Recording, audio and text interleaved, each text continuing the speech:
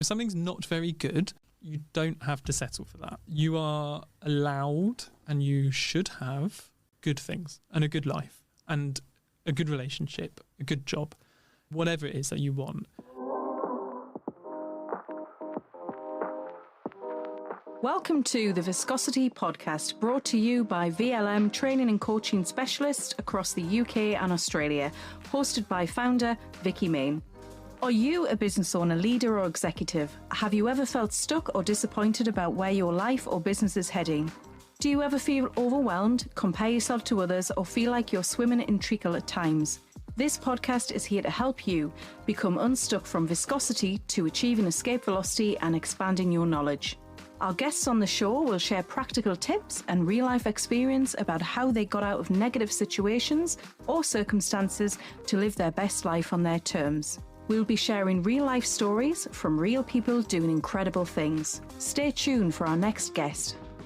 Welcome to episode 8 of the Viscosity podcast. I'm your host, Vicki Main, and today we have Jonathan Bean in the podcasting studio, who is a freelance writer and charity fundraiser and soon-to-be published author. Welcome, Jonathan. Thank you for having me. Hello. It's great for you to be here. Thank you. It's great to have you on the show. Who knew that after we met, a chance meeting in the Isle of Wight, that we'd be co-authoring a book together? And we finished it now. Yeah, 30,000 words done, start to finish, sort of a 4-month. Yeah, it's been 4-month process. It seems like not a lot of time to write a book in. It's been great working with you, but more about the book later. Jonathan, can you tell our listeners about what you've been doing in your career and your entrepreneurial journey and what you're doing now? It's sort of an interesting one in a way, because I don't necessarily think of myself as an entrepreneur. That might be because I find it quite a difficult word to say, but actually you helped in that regard. I've worked in the charity sector for a decade now, doing fundraising, and for those that maybe aren't that familiar with it, there's a lot of funding out there in the form of grants from large charitable trusts and foundations, as well as the big institutional funders that other people will be familiar with. So the lotteries, Children in Need, Sport England, that kind of thing. There's quite a big sort of writing element to that. That's something I've always been quite comfortable with. And in tandem with that, in parallel, sometimes crossing over, so I've built up a kind of a career as a freelance writer as well, originally with sort of personal projects and then being paid for them and doing some work for businesses and an online running club. And then a couple of years ago, I was made redundant, which was quite an amicable process. Sort of that kind of course had come to an end, really. I found it a fairly straightforward transition to working rather than just for one person on a full-time basis, sort of, building up a bit of a portfolio of work. So that's fundraising for charities, charitable trusts mostly, and as well the writing side of things. I've been doing quite a lot of work with small organisations who don't necessarily have the resources to employ someone on a full-time basis, and nor should they, if that's not the most efficient use of their funds. But it's often well-meaning people who have a cause close to their hearts and they want to help, but not career fundraisers. They don't have the sort of the 10 years or in how to raise 6 figures for their thing, whatever it may be. For example, they could either pay me to do it for them, or they could pay me to help them do it themselves. And I think the upskilling within the sector is an important thing to do. It's better value for money for donors, and I think it makes more sustainable organisations if everyone within the charity can do what they need to do. I have a sort of a stronger idea about what the weak points are in the sector, what the strong points are, and just trying to shift what I do to emphasise those strong points and address the weak points. Yeah, it must be a fairly rewarding career in terms of helping many charities, which you have done across the UK, to get funding and be successful during that process. And I guess you're very passionate about philanthropy and helping others, and it's been a real pleasure writing the book with you as well and playing to both of our strengths. And again, more of that later. But what does the future hold for you in terms of what you're going to do next with, you mentioned about looking at coaching and strategy. What's next? In the short term, it's more of the same. I've got some commitments that's still running. The really big exciting new thing for me, as it is for you, is the book. And I'm looking forward to seeing where that takes us, to have it as a physical object in our hands when that time comes, and to see what kind of opportunities come out of that. I'm quite open-minded about the future. I'm not really someone who has this set 5-year plan on I want to achieve this very specific thing.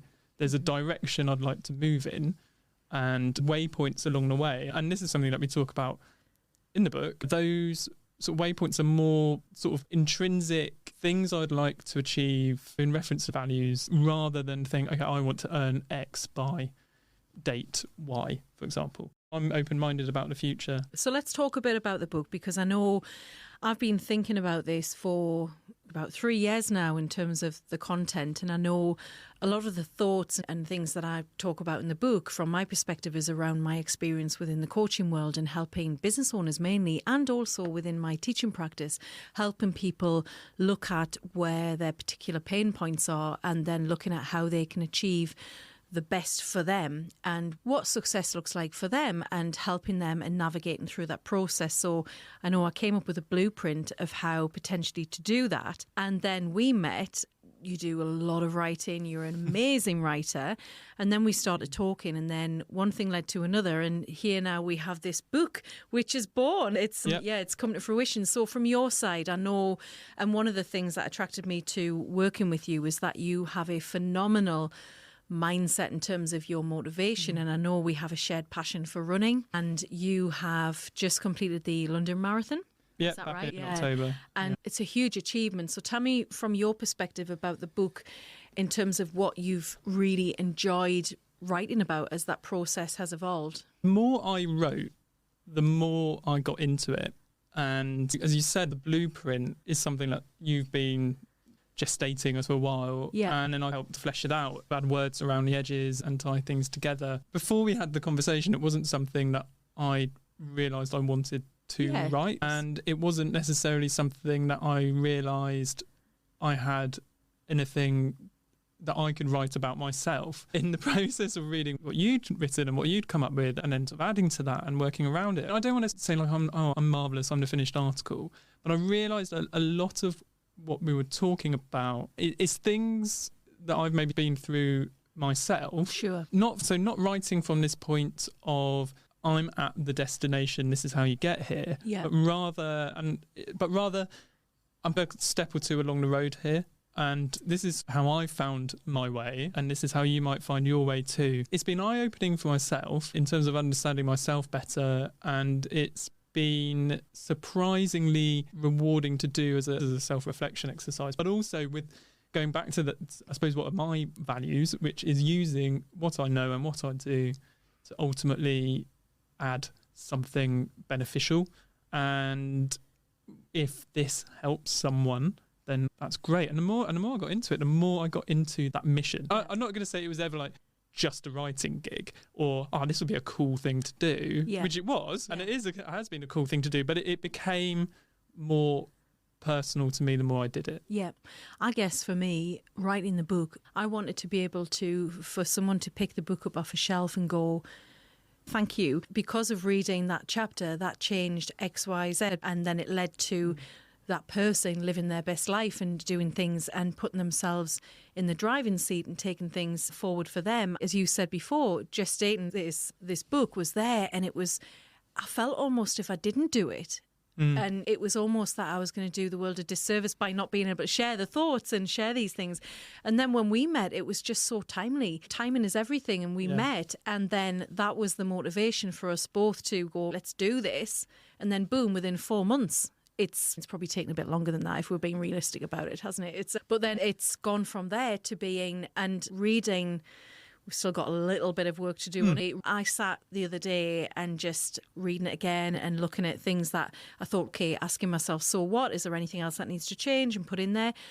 And I sat back and thought, what an amazing thing for us to work together to produce this piece of work that is hopefully going to inspire many people across the world. And I'm sure this is probably not our first book. There might be more in the future. There's little sparks of ideas popping away. So what would you say for you in your life? What's been your biggest achievement? I'm sure there's been many. I was pondering this on the train up here, and on a superficial level, a thing that quite lots of friends and family, I suppose, would associate me with it is running. I'm not pro, I'm not elite level, but I'm all right. And I've run more than a dozen marathons, and I've gone under 3 hours 3 times, which for me is a big deal. But are they the biggest achievements in my life? Probably not. They represent something. But I think if I'd gotten really into, I know you're a fan of chess, if I'd gotten really into chess, then that setting and achieving of targets or personal bests or of finding a joy in a thing, that's the achievement. The crossing the finish line and the time on the clock is a benchmark, but it's not really the mark of the achievement. The achievement is the decision to think, this is a thing I love doing, and I want to do it to the best of my ability, and to find what that is. And I'm still motivated to try and do that. Beyond things like that, actually, I think the biggest achievement in my life to date, and I think it's going to continue, and this is going to sound so cheesy, but it is my relationship with Heather, my wife, Heather Dobson. We got together, it was a university summer holiday, summer job, little fling thing. And then that was 2005, and it's just evolved from essentially two kids having fun to a one-bed flat, and it's a house, and developing careers and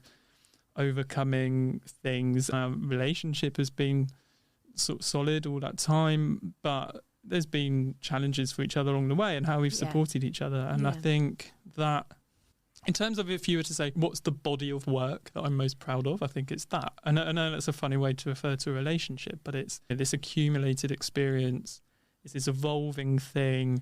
It's not what it is when you're 20 or 21. No. And where we're at 37, 38 is not where we're going to be when we're 87, 88. Like Heather's grandparents who are in their 90s, and they're the cutest, closest couple ever. I think that is relationship goals right there. And so I suppose that's the kind of the biggest achievement, really, in a sense. That's brilliant. And I know that you guys are so strong together. It's lovely to hear that your biggest achievement is working through your being partners together, because often I think there's a lot of emphasis on careers, but actually being happy and having an amazing relationship with someone it's a wonderful thing. And that takes a lot of work. You've got to work hard at a relationship, and there will be ups and downs, as you say, and it's a wonderful thing, actually. And I think if anyone's listening to this, any biggest tip, what would you say is to having a successful partnership? I'll start that by saying I don't necessarily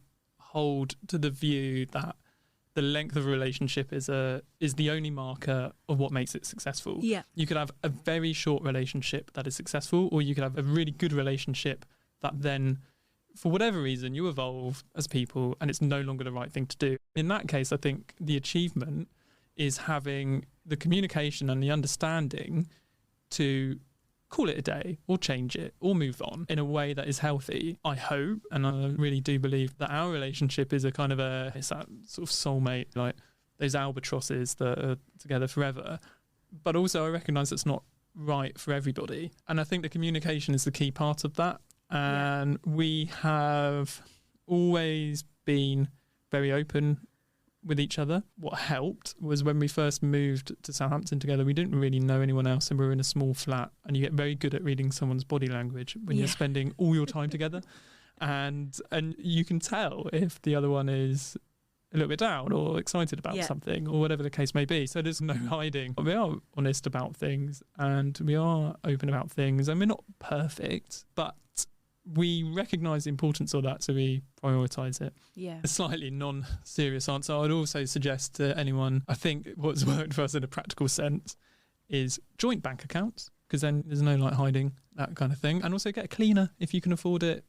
We both work really hard, and Saturday morning cleaning the house top to bottom. There's no way to start a weekend. Exactly. You want to spend the morning in bed and listen to the radio and have a nice coffee and pop out and get some pastries. Exactly. And if that, I appreciate that's a luxury, and I appreciate that's not something everyone can do. But for us, and it might be that you have your own equivalent of getting the cleaner that works for you, like maybe it's a takeaway a couple of times a week, or something to take the pressure off the daily grind, the work of living, to create more space and more time for fun. That's what the cleaner is. Yeah. The cleaner's not about having a tidy house, it's about having the time together. Yeah, and outsourcing. I talk on the podcast in the past about outsourcing, which is really important. And look, I can resonate with you. I think the one thing I would say about love and all those things is that I think it starts from within, as I talk about in the book as well. I allude to some of the journey I've been on, and I would say that for me, meeting my partner Will, I spent a lot of time working on me before I met Will, but we'd been friends for years, and it wasn't until I reconnected back with him when I moved back to the UK that kind of evolved. It's been incredible.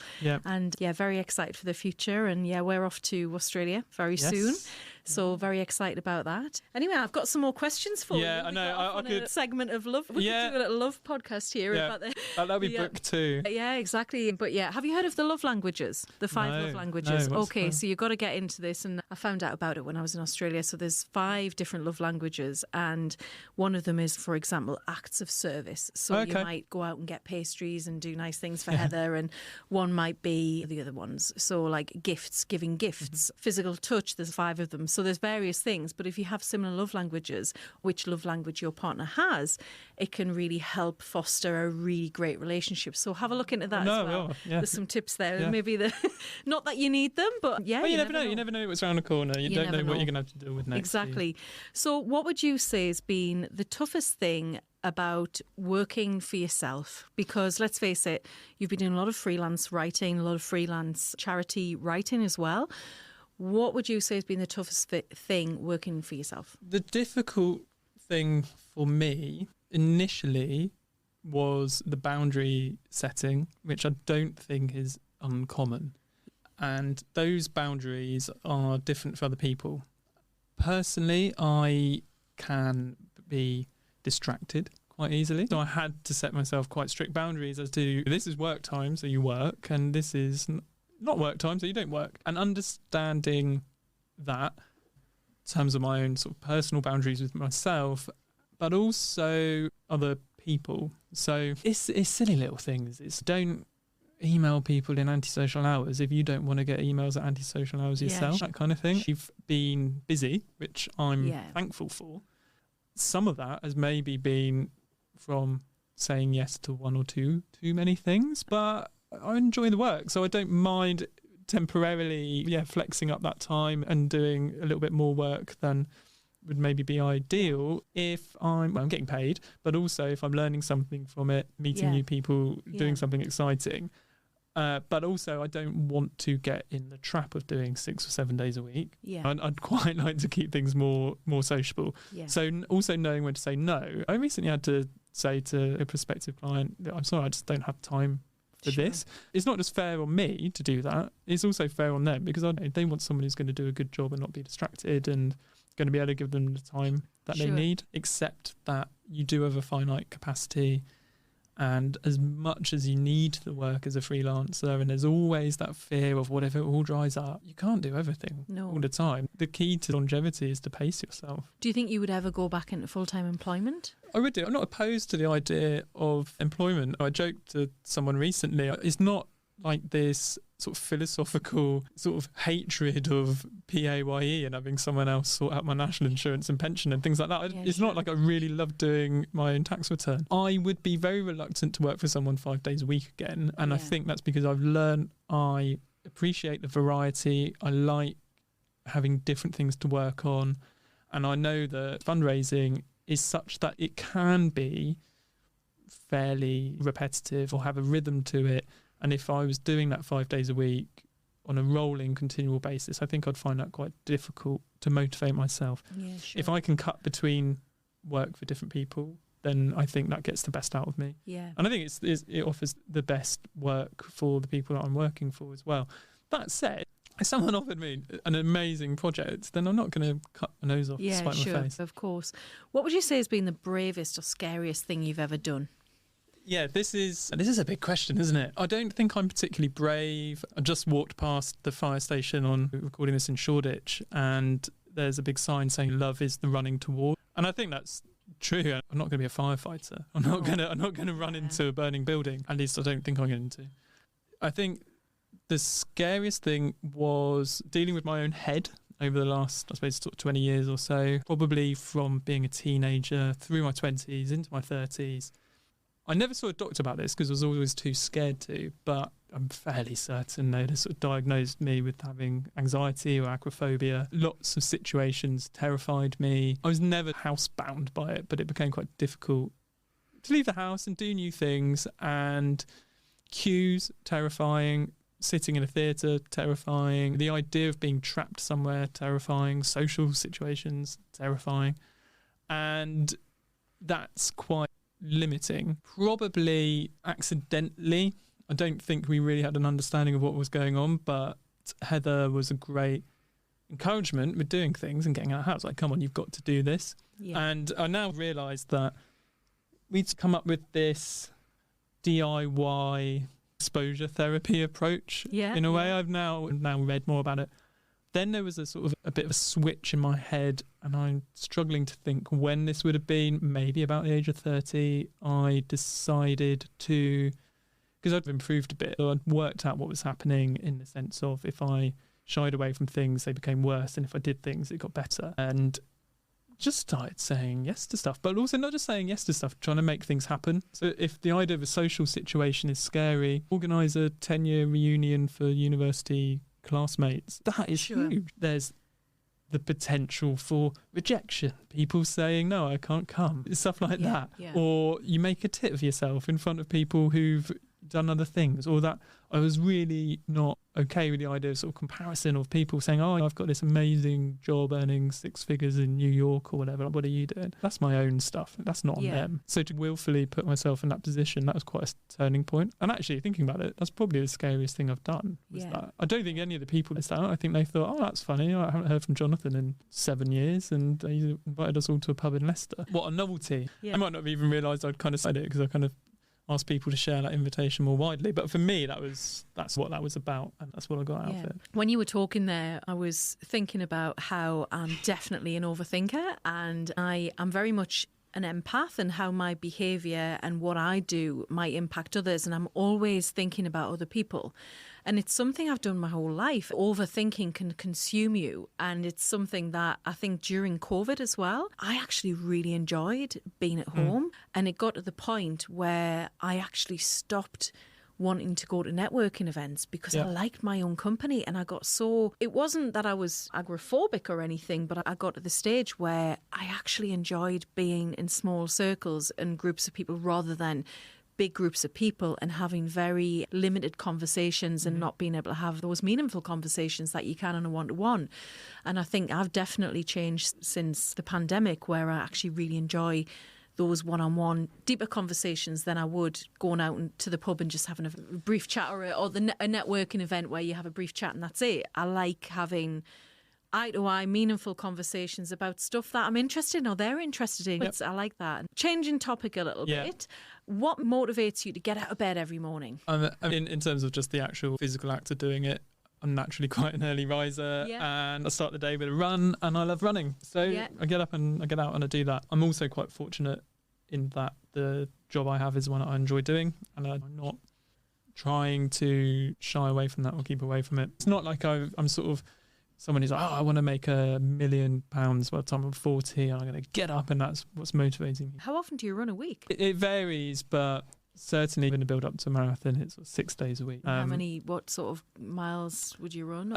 Again, like in that build up to a marathon, probably 60 miles a week for maybe like a sort of 2 or 3 month block. But at the moment, it's a bit more sort of downtime, and it's probably half that. Yeah. Because you've got to fluctuate, haven't you? You can't go hard all the time. Yeah. I've ran one marathon and that was it. I hung up my trainers after that point. I still enjoy running, but not to the point of running marathon. It's so intensive on your body. But then again, that's my mindset. Tell me that it's intensive on my body, isn't it? It is. And the more you do, the distance isn't a scary thing. The scary thing for me now is the idea of trying to do it quickly and holding a level of discomfort for an extended period of time. But I would just say I love running. I think everyone should try it. I don't think everyone should necessarily stick with it if they don't enjoy it. It is one of those things, the more you do it, I suppose the more tuned in you get to it, and the more you start to enjoy it, and then eventually before you know it, you can't not do it. There was a couple of things it did teach me though. Discipline, for sure, and also the focus, but also the fact that I've ran a marathon and I've actually run 6 half marathons. I can do the half marathons, no issue, but it's the full one, it takes me a bit more out of my comfort zone. But I find that if you can run a marathon and have that in your toolbox, anything else, like a challenge, I think back and go, I've run a marathon, so this is easy. And in fact, even the podcast that we're recording today, this was a pipe dream of mine 4 or 5 years ago, and I never did anything about it back then. I just put it in the not now box.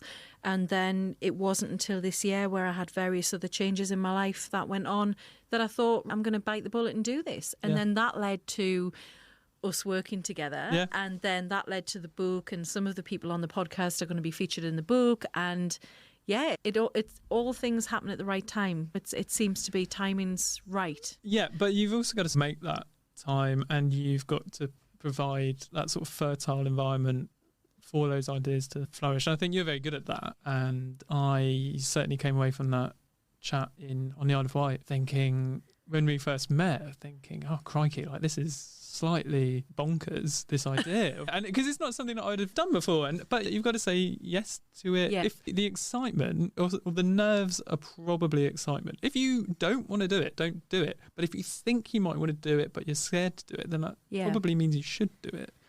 It's interesting what you're saying about the marathon kind of teaches you stuff, and I think marathons do that, but I think sort of any kind of challenge does that in varying degrees.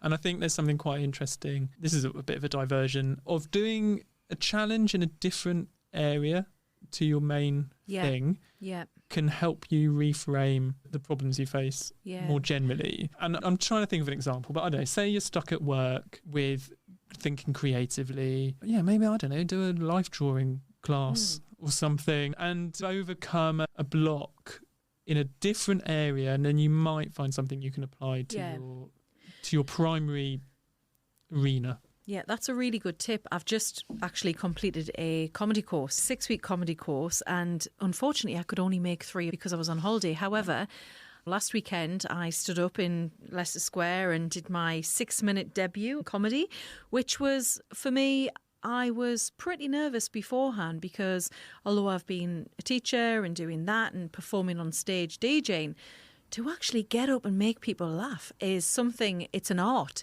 And hats off to the comedians out there who do this full time, because it's skill. It's an art to do that. But one of the things as I was going through the process, I realised was that you've got to get yourself out your comfort zone to learn more about yourself. And in actual fact, week 5, I said to my partner, it was a Sunday morning, I said, Will, I just don't think this is for me. And he said, come on, get out of bed, get ready, go there, and just, if it's not for you by the end of the session, don't go back.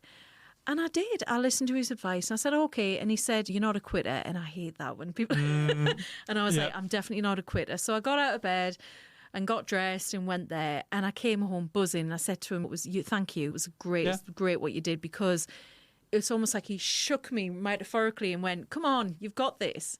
And I needed that. And I have to say, after I did my debut on stage, the following, like after it happened, I was on such a high, and just to feel them adrenaline surge of doing something that was totally out of my comfort zone, but there's photographs of me doing it, and I'm like, I've done it. Yeah. So then I go, okay, so what else could I do? And then, but I guess with the book, we're actually inspiring people in the book to go, you can do whatever you want to do, and stop letting past things or past various things that have gone on in your life. You don't need to think about those moving forward, because you're in the driving seat. And I'm looking forward to hearing what people think of our book when it comes out. And it's still a working title, so we still haven't come to that one yet, but we've definitely got the concept there, and watch this space for that one. Couple more questions for you. Have you ever had a mentor or a coach in terms of your role, what you've been doing in the past? Not in a sort of a conventional formalised sense. I value the role. Running, I have a coach, Noel O'Dowd, absolute legend, who's one of those sort of volunteer coaches that make grassroots sport happen in so many places. Just generous guy.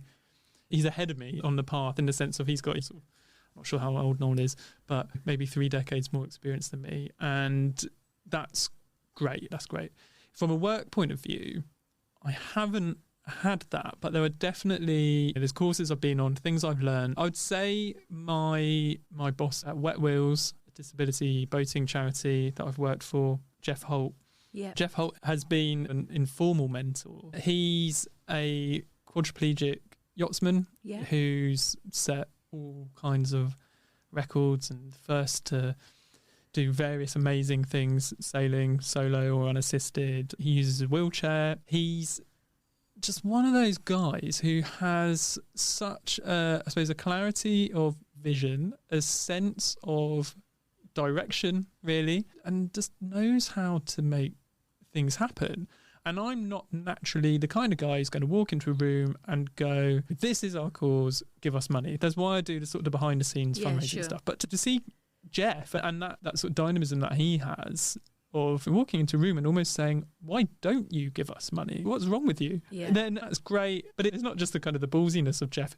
It's that sense of he knows he's onto a good thing. Like, not just a good thing, say as a money-making venture, but it can also apply to that. But the thing that is like good in terms of being a positive influence on the world, and he's not going to stop until he's made the biggest, most positive difference he can. And that's quite inspiring, but also just watching him in action, he's been a bit of an informal mentor in a way. I wonder if he's going to listen to this. I've never actually told him that. Yeah, I should get him on the podcast. It sounds very inspiring. Yeah, no, you should. He's great. Yeah, oh, fantastic. Can you share some tips with us about how you would deal with setbacks and not giving up and resilience, given that you've run several marathons, you've co-authored a book with me and sharing your tips in there as well. But can you share some top tips for people dealing with setbacks right now? Or I suppose the biggie, and this applies to all sorts of areas, I'm not sure where I first heard this, but it's that saying of through, not out. Get through the problem. Don't get out. It's so much easier when something is tough. And to use the marathon analogy, when it's tough, the easiest thing in the world to do is to stop running. Move over the side and get the tube back to the mall and pick up your bag and limp home with your tail between your legs. The harder thing at the time is to get to the finish line, and that's staying within the barriers, keep moving forward one step after another, keep going no matter how hard it gets, because when you get through it, when you get across the finish line, you'll have learnt so much, you'll have achieved the thing, it's done. I think that's true of other situations. If you're in there's certain situations when you do want to get out if it's dangerous or harmful to you. But if it's just something that's hard, then just do it. And it's hard to do that. And I have so much sympathy and I empathise with anyone who's struggling. But I just urge you just to keep moving forwards one step at a time, because to get through it is going to be so much more rewarding than to just get out. Jonathan, thank you for that. Is there any other final tips that you want to share with listeners who might be going through a tough time right now, or if there's any other thoughts you have around positive mindset or a growth mindset that you want to share with listeners? I would say it's hard because everyone's in a different situation, but in a general sense, if something's not very good, you don't have to settle for that. You are allowed and you should have good things and a good life and a good relationship, a good job, good whatever it is that you want. And I think it's very easy to get into the trap of thinking, oh, life is tough, this is it. Yes, life is tough. There are random things that happen. There are hard things that happen. The world is not all rainbows and unicorns and glitter. It is a tough place. So to do what you can to get elements of positivity into it is absolutely vital. It's light and shade. It's the good and the bad. And if everything is just bad, then you've got to get some good in there. And there's no reason why you, dear listener, or anyone else, shouldn't have that. What is wrong with wanting an interesting, fulfilling, satisfying life for yourself? And that doesn't necessarily mean becoming a billionaire or driving a gold-plated Lamborghini or whatever. It can just being content or comfortable or having your basic needs met if they're not already. And I think for people that are in a really difficult situation, it is hard to feel like you deserve it or that you can achieve that. It's almost easier in a way, and this isn't to blame anyone, it's almost easier to think it's just always going to be like this, because to break out of a situation is hard, it is scary, but you've got to do it, haven't you? So what would you say if someone wants to break out that situation? Is it about surrounding yourself with the right people, or what would be the, obviously, if they read the book, they might have the inspiration there, but is there something like, is it the fact that they should find someone that can help them and surround them with that positive approach? Or is it that they should simply start listening to a podcast or a book? Can I say all of the above? I think if you are struggling with something yourself, then surrounding yourself with people that have either achieved what you want to achieve or who just help you feel good about yourself, that is great.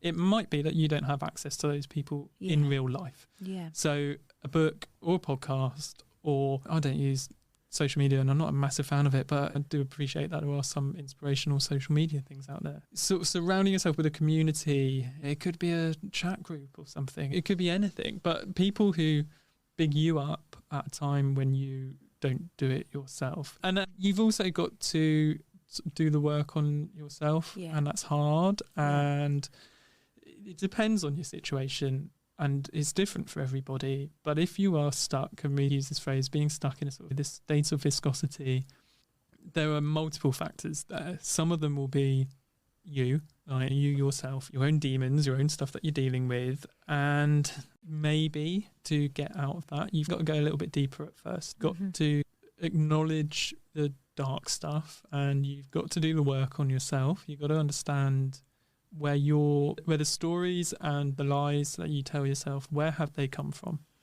And surrounding yourself with other people in real life or through the internet or through your ears, if you're listening to this on the tube or something, that's all part of balancing that out. It's the positive influences that are going to help you when you're going into that sort of deep, dark place. But you've got to do it, because otherwise you're building something new on shaky foundations. You've got to get down to that bedrock. Thank you so much, Jonathan.